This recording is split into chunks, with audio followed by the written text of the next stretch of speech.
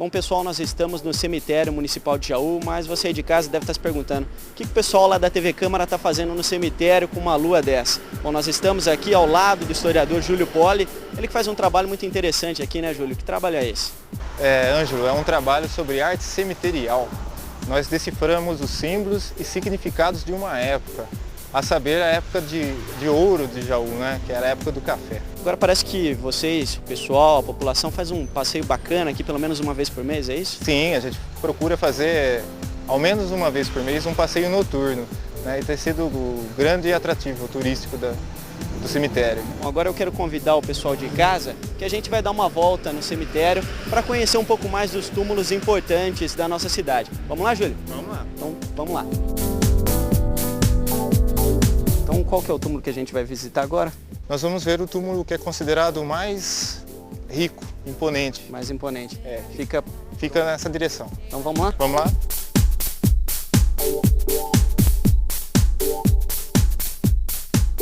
Bom, Júlio, então esse é o túmulo da família Francisco Simões, exatamente a família Simões, na verdade, quem está aqui. Conta um pouco da história desse. Sim, aqui está enterrado o Arthur Simões, que era o antigo provedor do 15 de Jaú e dava nome ao antigo estádio, que ficava nas proximidades do corpo de bombeiro, né? Aqui está Quem mais tem? o Arthur Simões. Os pais dele, né? Era uma família muito abastada no início do século, né? Isso a gente vê pela suntuosidade do túmulo, né? Ele é orçado hoje, assim, por cima, numa base de uns R$700 mil. 700 mil reais? É muito dinheiro, né? É muito dinheiro. O que a gente pode destacar aqui de arte cemiterial? O que tem de mais importante aqui? Aqui no caso nós temos a ampulheta, né? Que é o símbolo do tempo, né? E a ampulheta com asa é literalmente o tempo que voa, o tempo que passou, né? Isso é arte cemiterial. O que mais, assim, o fogaréu, né? Que é ele representa a chama da purificação, né? Seria assim como o purgatório, né? Quando as almas não estão tão perfeitas para estarem aptas ao paraíso, elas passam um tempo no purgatório, segundo a crença católica, né?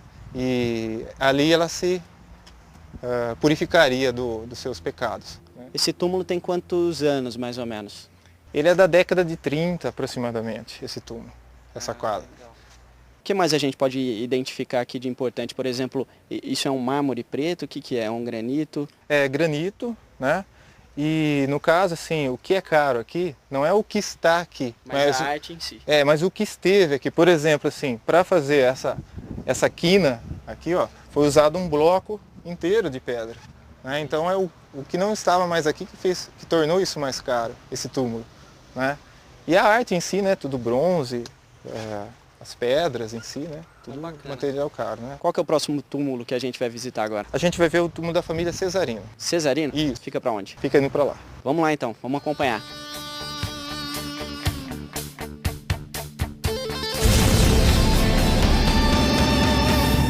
Bom, pessoal, agora a gente chegou aqui no túmulo da família Cesarino.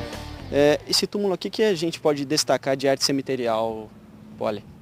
Ângelo, nesse túmulo nós temos nas quinas, né, a pata de leão. O que significa isso? Isso simboliza que o principal provedor da família faleceu.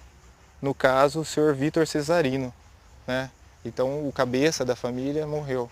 Isso que é a simbologia da pata de leão. Agora, o que mais chama atenção, por exemplo, a meu ver, nesse túmulo é essa mulher deitada, né? O que significa isso? Qual o significado? Então, essa estátua de bronze, por coincidência, ela é feita por um grande artista que é o Eugênio Prati. Ele tem 2 obras assinadas aqui no nosso cemitério. Esse artista? Ele é italiano. Essa obra tem 5 no Brasil, né? Uma em Porto Alegre, na Consolação, né? E ela representa a dor, né? A perca. Essa estátua chama-se Saudade. Agora, é bom a gente destacar também, essa arte, por exemplo, você havia me contado que, em off, que ela foi produzida, na época o pessoal não assinava a arte, ou essa já veio assinada? Assim, por exemplo, nós temos aqui 3 períodos, né? Vamos assim dizer. A época do bronze, do mármore e do ferro, né? A do mármore Carrara, onde predominavam essas estátuas, elas vinham direto da Itália. Então, uma produção em escala, os artistas não assinavam, né? Nessa fase do bronze, nós identificamos alguns artistas. E como é que começou essa sua busca por identificar qual artista pertencia a cada túmulo, quem fez o quê? Quando começou isso daí? Como é que foi esse trabalho de busca? Onde você buscou tudo isso? Esse trabalho ele partiu assim de uma curiosidade quando a gente começou a tirar fotos, né, para fazer inventários dos túmulos, né?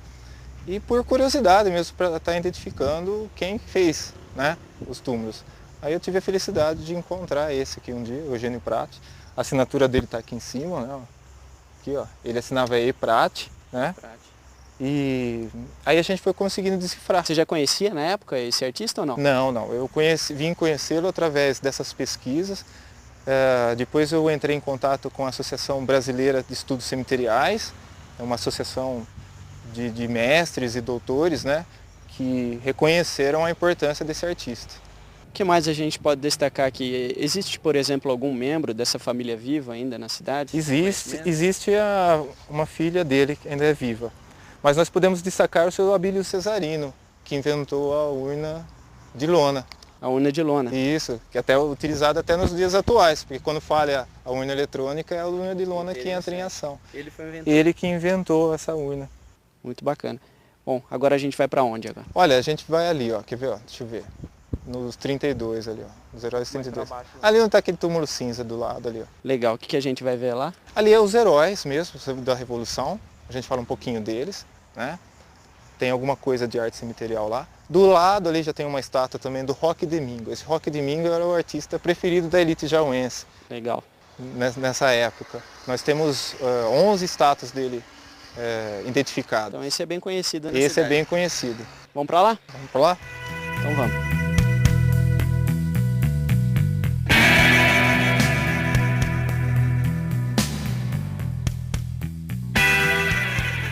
Nós estamos agora nesse túmulo. O que é importante a gente destacar aqui? Glória aos heróis. O que significa esse túmulo?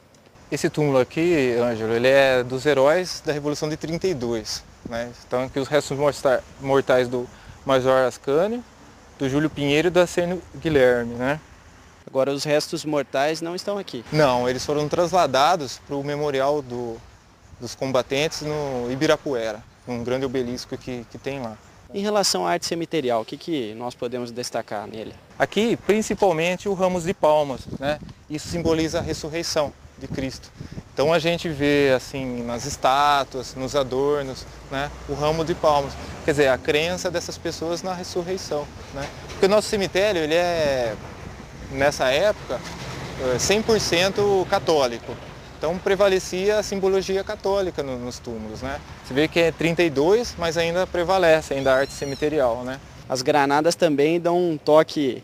Isso, aqui ó... místico a esse túmulo. Esse túmulo, então, o que sobrou foram as granadas. Possivelmente aqui, pelo que a gente tem levantado nas pesquisas, existia um fuzil, né? E ali um capacete, né? Mas foi, pelos atos de vandalismo, foi roubado, né? Foram subtraídos. Aqui nós notamos o seguinte, ó. Raminhos de café, fazendo alusão à riqueza do nosso estado, né? Os dizeres em latim, que a gente encontra muito nessa época, né? O pessoal costumava usar muito. Isso, nos epitáfios, mas aqui no caso é o brasão de armas de São Paulo. Nota que hoje, aqui pró São Paulo, Fiat Exima, faça-se por São Paulo o melhor. Mas no brasão de armas hoje, do estado, é pró-Brasília, faça-se pelo Brasil. Como estávamos em guerra com o Brasil, ficou para São Paulo.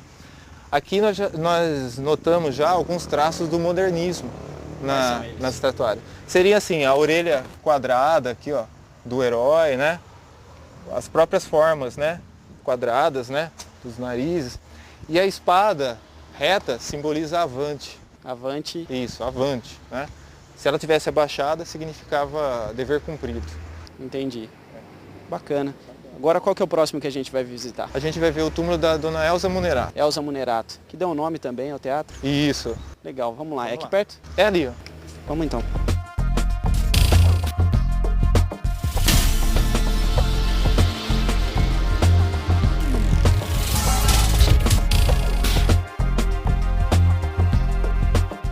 Esse aqui é o da Elza Munerato. Isso, é o dela. que a gente pode destacar nele aqui? Além da grande personalidade que está enterrada aqui, a dona Elza Munerato, né? Certo. Que ela foi atriz, cantora, né? Fez várias coisas na cidade. Não é à toa que ela dá nome ao nosso teatro. Dizem que a dona Elza, assim, nas interpretações de Verônica que ela fazia na Sexta-feira da Paixão, o canto dela, na matriz, era ouvido no Jardim de Baixo. Meu Deus! Tal o timbre dela. Que força que ela tinha, né? É uma família de italianos, né? Descendentes de italianos. Então a gente também ressalva a importância dos italianos, né? Na nossa composição étnica, né? E isso fica arquivado aqui no nosso cemitério, né? O que nós temos assim de arte cemiterial aqui é essa cruz iônica, né? Que eu vou mostrar para você. Essa cruz com um círculo, né? Com o círculo é que denomina a cruz iônica. Isso, uma cruz iônica, porque ela foi assim, São Columba fundou o mosteiro de Iona, né? Na Irlanda. E ele utilizava essa cruz, por isso que dá o nome de cruz iônica. Mas na verdade ele retirou essa cruz de origem celta, né? Era uma cruz pagã. Esses sulcos assim simbolizavam assim as 4 estações, né? Outono, inverno, verão, né? E primavera, né?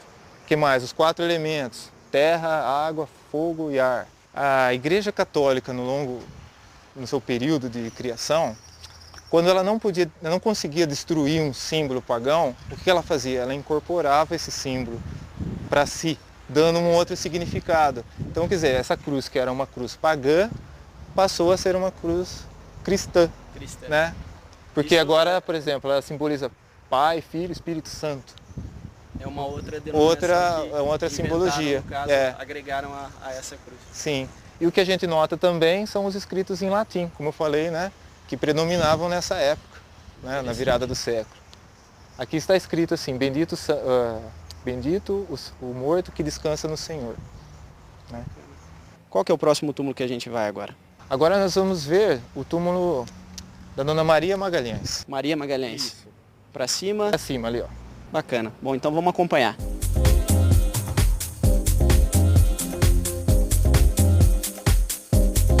Esse é o túmulo da Maria Magalhães, é isso? Isso, da Dona Maria Magalhães Prado, né? E também está enterrado aqui um prefeito de Jaú, o senhor Otávio Celso Pacheco, né? Que faleceu recentemente. Mas ali nós notamos o ramo de palmas, né? Certo. Símbolo da arte cemiterial da ressurreição de Cristo. E aqui também nós temos o quê? Uma estátua do Roque Domingo, que é um artista muito renomado aqui no nosso cemitério.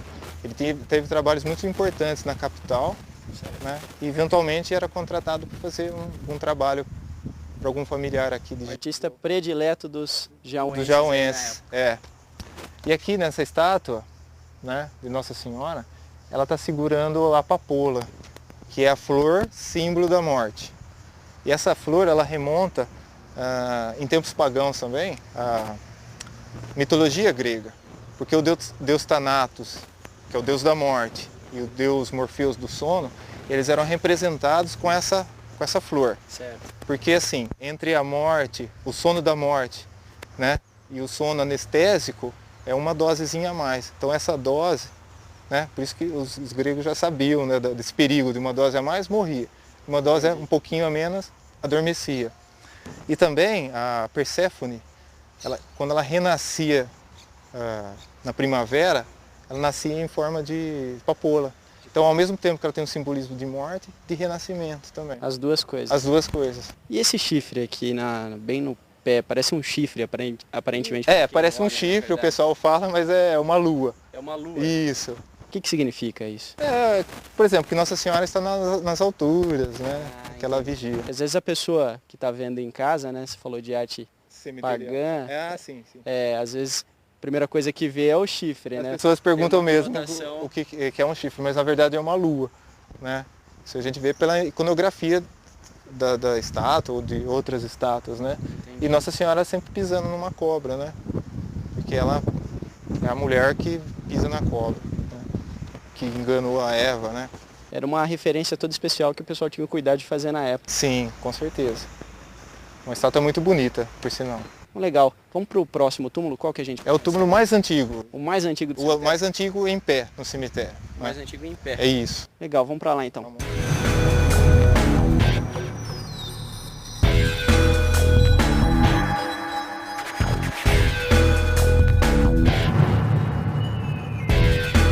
Poli, nós estamos então agora no túmulo mais antigo do cemitério, é isso? Isso. Nós constatamos que este é o túmulo mais antigo do cemitério, porque assim, esse cemitério é o terceiro cemitério construído em Jaú. Né? O primeiro ali nas imediações da Escola Major Prado, certo, na fundação da cidade, em 1853. Aquele cemitério funcionou até 1889, quando inaugura o segundo cemitério, onde hoje é o batalhão da Polícia Militar. Na 7 de setembro, isso. Com as epidemias de febre amarela, aquele cemitério esgotou rápido. Aí eles precisavam construir um outro rápido. Construíram esse em 1895. Certo. Então a dona Leonor, ela faleceu dia 13 de agosto de 1895. Certo. Então esse com certeza é um túmulo, né, que a pessoa faleceu e veio direto para cá. Não foi transladado de outro cemitério para cá. Né? E a gente nota assim, por exemplo, a antiguidade dele pelo próprio esquadramento do túmulo, né? Ó. Vamos dizer assim que o pedreiro não tinha nem referência. Ele não é totalmente reto. Assim, né? Verdade, isso, o pedreiro ele não tinha referência para tirar de outro túmulo, para saber qual seria a linearidade dele, né? Certo. Então, que ainda o cemitério, no caso, estava vazio, né? O cemitério ainda estava vazio, correto. O que a gente pode destacar aqui de arte cemiterial? Ele, assim, em arte cemiterial a gente só pode, o conceito de túmulo jazigo, túmulo obelisco, né? Então, que esse túmulo assim, ó, levantado. Ali tinha uma estátua que foi furtada já há muito tempo atrás, né? E o mármore Carrara. No caso da arte cemiterial, aqui a gente ressalta a obra narrativa, né? Assim, a pessoa fazendo questão de dizer quem ela foi e de onde ela veio. Certo. Né? Então, no caso, natural de Itu, filha legítima do capitão Mor, João de Almeida Prado, né? E os seus outros descendentes. Certo. Então a pessoa, ela... Né? Fazia questão de mostrar quem era, de onde veio. Isso, a origem dela, né? Bom, bacana. Vamos para o próximo agora? Agora vamos para o túmulo da noiva. Túmulo da noiva, esse túmulo é muito famoso, né? Na cultura popular jauense. Sim, é um túmulo... Bom, vamos lá então. Vamos lá. Júlio, esse é o túmulo famoso, túmulo da noiva, né? Explica um pouco pra gente essa cultura popular aí que nasceu em Jaú. Então, Ângelo, assim, quando nós estudamos arte cemiterial, também nós estudamos os mitos criados pela população, né? E seus beatos e suas histórias. Aqui é um exemplo clássico de um olhar assim, da população sobre uma estátua, interpretando essa estátua, eles contam uma história. Então, no caso, criou-se o mito da noiva, por causa dessa estátua de mármore Carrara, né? Estátua branca. Uma estátua branca, né? Está deitada, pranteando o túmulo, né? Mas porque ela está segurando esse buquê de flores, assim vamos dizer, certo. Então o pessoal viu nessa estátua uma noiva. Certo. Daí nasceu essa história de noiva, a gente não sabe quando, né? Mas aí conta-se o mito popular, né? Que a noiva faleceu no altar, porque ela queria casar. Tudo isso é mito? Tudo isso, assim, os familiares dizem que é mito. Certo. Mas as pessoas também questionam, mas a família está falando a verdade? Enfim, né, a gente respeita as opiniões, né, das pessoas e a gente só conta o mito, né, em si, da estátua. O que mais que a gente pode destacar aqui de arte cemiterial mesmo? Aqui nós temos, novamente, o fogaréu ali. Nesse caso, o fogo está simbolizando a iluminação na escuridão, né? Ele está ali no outro canto. No meio do túmulo mesmo, a gente vê aquele X e P significa Ki e Rho. As letras gregas Ki e Rho. O X é o Ki e o P é o Rho. Seriam as iniciais de Cristo, CR, que os antigos cristãos utilizavam para se identificar. Que linguagem que é essa, na verdade? Grega. Grega. Isso. Também em grego, o alfa e o ômega, tá vendo? O alfa e o ômega. Mais atrás, tanto do alfa como do ômega, raminhos de café fazendo alusão à fortuna da família, à origem da família. E a terra, Jaú. E a terra de Jaú, né? Um belo conjunto artístico, né? No caso, esse túmulo foi feito primeiro para enterrar o seu Beraldo Toledo de Arruda. Então seria o noivo, não a noiva, né? É estranho, né? Os próprios familiares falam que se a gente prestar atenção nas senhoras que estão enterradas aqui, são todas senhorinhas mesmo, né? Sim. Foi nenhuma moça que faleceu, né? Então... Na verdade vai ficar para sempre esse mito, né? E as pessoas, por conta disso, fazem pedidos aqui para casar, fazem pedidos para noiva, né? Vamos assim Nas dizer. visitas aí, alguma garota, alguma menina, uma moça, chegou a fazer algum pedido? Não na nossa frente, né? Pelo menos. Mas sempre dá aquela Mas eu escapadinha. já encontrei pessoas que fizeram o passeio que falaram que faziam isso na juventude, que se dirigiam a esse túmulo para fazer pedidos mesmo para casar. Interessante. Bom, vamos para o próximo? Vamos para Que a gente vai conhecer agora. o João Cantarelli. João Cantarelli, vamos lá.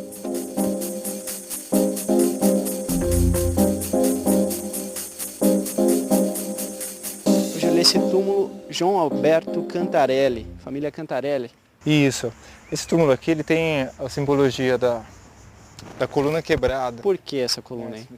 Isso aqui era uma forma que os antigos tinham para designar a morte de um jovem ou de um recém-nascido. Tem até a foto dele ali. Isso, aqui no caso é o João Cantarelli Neto, né? Que ele era escoteiro na época, faleceu de gripe espanhola, né? Então, assim, como ele era chefe dos escoteiros, ele fazia aquele serviço de assistência social às vítimas, né? Certo. Ele acabou contraindo a gripe e faleceu, justo no dia do Natal, inclusive, 25 de dezembro. Então, assim, foi uma morte que comoveu muito a cidade, né? E além dele ser o chefe dos escoteiros, né? Prestar assistência, faleceu no Natal, quer dizer, comoveu muito a cidade, enfim. Coluna pela metade. Então, ela simboliza uma... Isso. Seria assim, por exemplo, uma coluna que tinha tudo para ser perfeita, ela foi quebrada, foi cortada na metade. Então não é um ato de vandalismo, né? Certo. Como o pessoal costuma dizer, né? Isso ela foi quebrada, já foi projetada. Então quando a gente vê uma coluna quebrada, você tem a clara certeza que ali tem um jovem que morreu. Interessante. E aqui no caso, a Santa... É a Santa Terezinha aqui, mas ela foi colocada posteriormente, né? Porque vamos dizer, pela crença católica da família Cantarelli, né? Isso é mármore Carrara? Também? Isso. Todo esse mármore branquinho que a gente vê é mármore Carrara. Da estátua também? E da estátua também. E essas estátuas, com certeza, ou com quase toda certeza, elas vieram todas da Itália, né? Porque Carrara é uma cidade italiana, lá que é produzido o mármore. Então elas já vinham de lá, esculpidas inclusive, né? Bacana. Agora nós vamos para um túmulo muito famoso também, né? Que túmulo que... É o túmulo o famoso túmulo da Caveirinha. Caveirinha. O túmulo da Caveirinha, acho que pelo menos boa parte do pessoal já colocou o dedo ali. Com certeza. Quem não colocou, quando faz o passeio, coloca. Coloca. Legal, vamos lá. Vamos lá.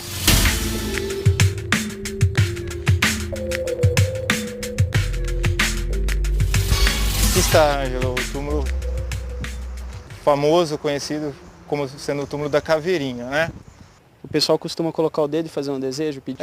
Fala-se que você tem que colocar o dedo aqui, né? Fazer um pedido e uma oração. Alguns acrescentam que você tem que dar 3 voltas também no túmulo, para o seu desejo concretizar, né? Eu fiz um desejo aqui no primeiro passeio que eu fiz, né? E aí, deu certo? Eu acredito que sim, porque eu pedi mais turmas, né? O pessoal tem vindo, Vou aproveitar, deixa, já que eu nunca coloquei o dedo. Faz um pedido. Eu vou fazer um pedido também. Vamos lá. Já tá feito já. Beleza. Aqui, ó. Conta um pouco mais para mim agora. Então tá, esse túmulo primitivo do senhor Miguel de Martins, né? Miguel Martins. Ele, na verdade, é um italiano que teve um sobrenome, o nome aportuguesado. Acontecia muito isso, né? Então, na verdade, era Michele de Martino. Que quando o pessoal vinha de navio para cá, na hora de fazer o registro do nome, acabava tendo aquela divergência. Por exemplo, ele continuou sendo Michele, né? Michele de Martino. Certo. Aí, na hora assim, que teve que nacionalizar, ele aí aportuguesou o nome para Martins, né? Entendi. Isso aconteceu também com a família... Contatore, família Contador, que agora virou família Contador, mas era Contatore. Né? Tem inclusive o meu nome, o pessoal diz também, não sei se é verdade, sobrenome Boaventura, na época era Bonaventura. Com certeza. Provavelmente aconteceu a mesma coisa. Muitas pessoas que hoje são Cruz eram Croce antes, né? O da minha família também houve alguma modificação, né? Poli com 2 L's eu assino, mas tem familiares com Poli com 1 L só. Um L só. Então isso se dava aos erros de cartório, vamos dizer. Entendo. Mas aqui então, olha, aqui a população enxergou na Caveirinha algo para fazer o pedido. É interessante que eles não fazem pedido para o santo, Faz para caveira. E nem para o morto, né? Eles fazem para a caveira. E esse santo é São Miguel da Virgem Dolorosa. Quer dizer, é a única estátua que tem desse santo aqui. E tem uma espécie de uma assinatura aqui? Isso aí tem um escrito em latim, né? Que a gente ainda não conseguiu decifrar, né? Mas é um escrito em latim.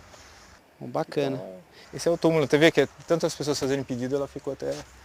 Vai desgastando. Aqui a gente sempre encontra velas, muitas oferendas que o pessoal faz. Legal. Bom, agora nós vamos para um túmulo também de uma família muito conhecida na cidade e uma pessoa também muito conhecida na época e até hoje, né? Lourenço Prado. Sim, vamos lá. Vamos lá. Vamos lá. Vamos começar a falar então desse, Júlio, que é um túmulo grandioso, né? Todo de mármore Carrara, que a gente pode citar aqui de arte cemiterial. Parece que tem muita coisa. Tem, esse tem... Um primeiro olhar assim, né? Ele é rico em simbologia. Se a gente se atentar aos detalhes, né? A gente já começa aqui por baixo, com a ceifadeira, né? Símbolo, significa? é o símbolo clássico da morte, né? Quando a gente vê o desenho, assim, ela está sempre verdade. segurando uma ceifadeira e uma ampulheta, né? Que é o símbolo do tempo. Então a ceifadeira é o símbolo da morte. A cruz faz alusão à fé cristã. E esse aqui é a Bíblia ou o livro da Bíblia, ou o livro da vida da pessoa, né? Ele tem um duplo significado. Essas folhinhas aqui parecem ser folhas de café. Embora não tenha a maioria das famílias naturais assim que ajudaram na construção de Jaú colocam o café também. Com certeza, porque assim, o café é o que proporcionou toda essa riqueza material para a cidade e também para a família. Então, todo mundo era fazendeiro, vamos dizer, quem era rico. A pessoa poderia ser assim, advogado, mas ele era cafeicultor, e cafeicultor, né? Cafeicultor. Ele era político, mas era também cafeicultor. Então eles gostavam de deixar esse símbolo, né, à mostra, para as pessoas verem, né, que eles foram. Bacana. Vamos continuar então. Então o que mais? Aqui a gente tem a tocha invertida, né? Então, durante muito tempo eu bati a cabeça e falei, poxa, será que o pedreiro assentou errado, né, o símbolo, né? Mas ela tem aqui, tem ali. A tocha invertida simboliza que a pessoa faleceu nova ainda também. Uma outra maneira de mostrar que a pessoa morreu jovem. Isso. Talvez assim, não tão jovem como o João Cantarelli Neto. Que tem mas assim, mas talvez assim na faixa dos 50, 40 anos, né? Então assim, ela está com a chama, a tocha está invertida, mas a chama ainda está acesa, como diz. Então a pessoa morreu com a chama da vida ainda no auge, vamos dizer assim, né? Então isso simboliza a morte. Ali novamente a gente vê o Ki e o Ro, né, lá, que são o símbolo cristão, as iniciais de Cristo, né? E essas estátuas, elas simbolizam os princípios teogonais da fé cristã católica. Traduz um pouco para a gente desses princípios teogonais que você citou. Sim. Seriam o seguinte, Ângelo: fé, esperança e caridade. São as três imagens. Isso, são as três estátuas. Então a fé está com a cruz, a esperança, a gente nota que ela está com uma âncora. Isso simboliza assim, então, estabilidade, né, da esperança, né, ancorado. E a caridade é uma mãe, né, com as crianças. Duas crianças. Isso. No caso também, essa estátua tem um duplo significado. Significa também que é uma viúva que enterrou o marido, né? Porque assim, uma mãe com a criança é uma viúva. Então, no caso, a dona Ana Blandina que enterrou o seu marido, Lourenço Prado. Até tem ali, né, se a gente for ler, falecido, 24 de junho de 1906, tributo de saudades de sua esposa, Ana Blandina Aranha. Família tradicional também, de Jaú. E aqui a gente nota também o português arcaico, né? Por exemplo, Ana com 2 N's, falecido com 2 L's, né? Verdade. Isso é a reforma ortográfica de 1947. E o termo também, né? Aqui jaz. Sim. E esse é Lourenço Prado, filho. Né? Ele é sobrinho do Major Prado. Legal. E, por exemplo, essa escultura também, esses ramos de flor, tudo isso deve ter sido muito bem elaborado para a época, né? É muito difícil de imaginar, né? A pessoa naquela época construir uma arte tão bonita como essa, né? Tão bonita. A gente fica pensando, assim, por exemplo, nessa Avenida Frederico Ozanam, era a antiga avenida municipal, ela não tinha calçamento, então como era o transporte disso, desde trem até aqui, a montagem. Então, Jaú tem esse rico acervo, porque também tinham pessoas especializadas em montar isso, né? No caso, várias marmorarias, assim, né? Pessoal muito bem elaborado, então, pessoal qualificado, pessoal... Uma mão de obra qualificada. Qualificada, geralmente italianos, né? Então o pessoal já vinha com o ofício da Itália, então eles montavam isso, você vê que passou desde 1906, esse túmulo está em pé, né? Muito tempo, né? E ele está ainda imponente, né? Todo bem construído, e de mármore Carrara, né? Agora a gente vai para um túmulo que é uma das pessoas, quiçá uma das mais importantes da história do nosso município. Eu não quero falar o nome ainda, para fazer uma surpresa na hora que a gente chega lá. Lógico que o pessoal de casa, às vezes, já deve estar imaginando quem deve ser essa pessoa, né? Com certeza. Vamos para lá? Vamos Fica pra na lá. parte de cima. Sim, na parte mais arborizada. Então vamos para lá. Vamos para lá.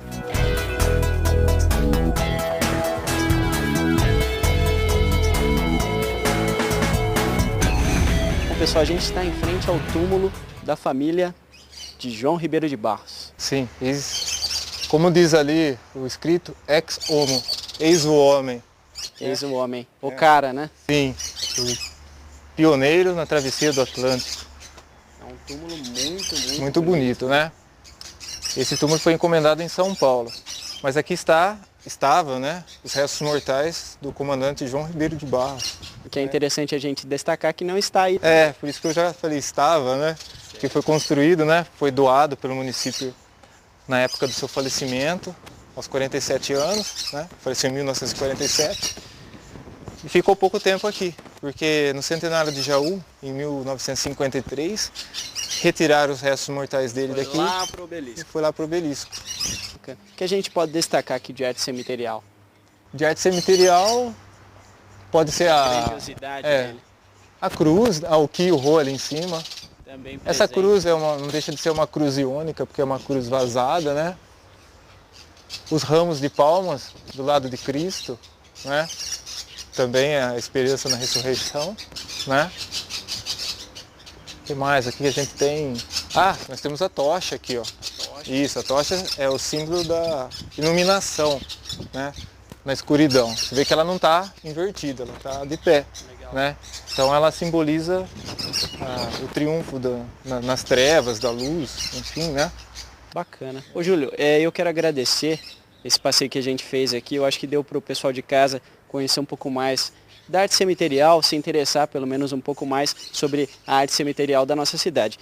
Eu quero dar aqui os meus agradecimentos por você ter nos acompanhado e também que você deixasse aí para o pessoal de casa o que o pessoal precisa fazer para quem tiver interesse de estar acompanhando com você também, fazer uma visita no cemitério, conhecer um pouco mais desses monumentos grandiosos que a gente tem na cidade e muitas vezes não sabe, né? Com certeza, Ângelo. Isso aqui é apenas um pequeno exemplo do que a gente tem para mostrar. Nós temos no itinerário 60 túmulos, né?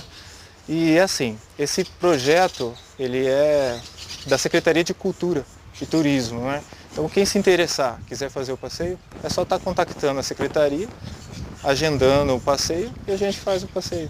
Bacana, eu quero agradecer você mais uma vez. Eu que agradeço. Valeu pelo passeio, apesar do sol escaldante aqui nessa tarde, mas foi legal, muito bacana. Parabéns pelo trabalho. Muito obrigado.